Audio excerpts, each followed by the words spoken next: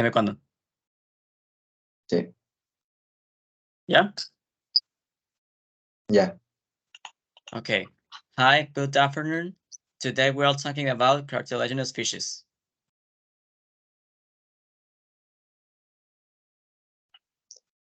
Chondrichthyans. Chondrichthyans are a class of aquatic vertebrates known as a cartilaginous fishes.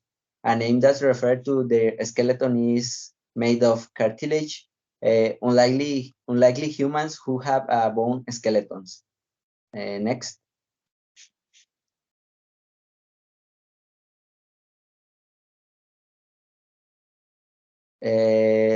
Characteristics.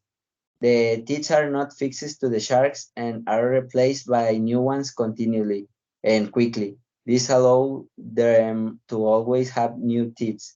They have 5 or 7 gill slits and they don't have an operculum and swim bladder. Next.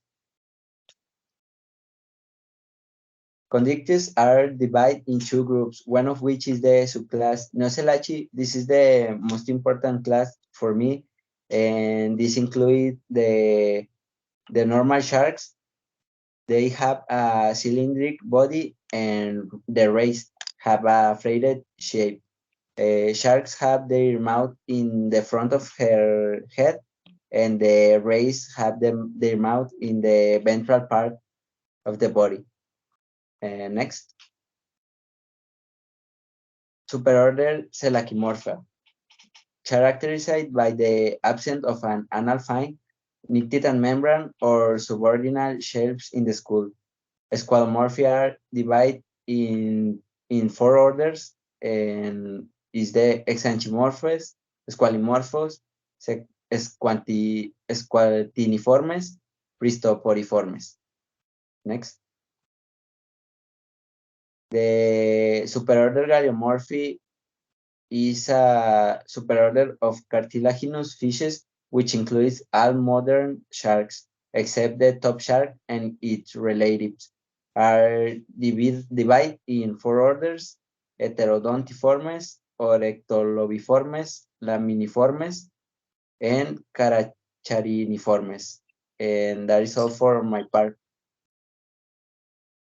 And that's according to his locomotion. These animals are constantly swimming and can travel hundreds of kilometers when they are migrating, and they would not be able to do that if it wasn't for his locomotion.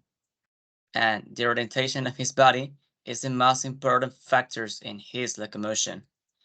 And this is the primary means by which the overall force balance is achieved during swimming and maneuvering.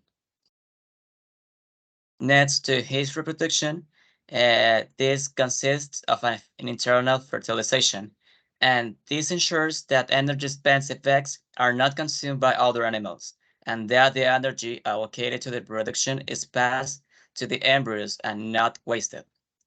And female elasmobranchs retain the fertilized eggs for varying periods of time, thus protecting the embryos during their most vulnerable stages.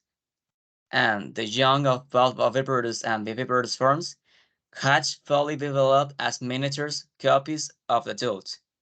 And according to its reproductive cycle, where she begins, the ovarian cycle and the gestation period last almost 2 years. And a female shark reproduces every 2 years, and the reproductive cycle is always biennial. And next, after parturition, the female enters a resting stage, where she begins to store lipids in her liver. In late winter, the next batch of oocytes begins to grow rapidly. By late spring, the oocytes have grown to their maximum size, and the female males again in May and ovulates, starting the cycle again. And to his alimentation, these animals are strictly carnivores. Elasmobranchs consume a limited array of prey in comparison to the loss of bound fishes, which also include omnivores and herbivores.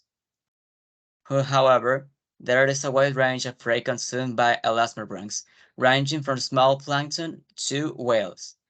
And plankton or small crustaceans are consumed by large and filter-feeding elasmobranch species, including manta rays. And finally, with his diet, includes the last bone fishes, especially for sharks belonging to the genus Carcharinus.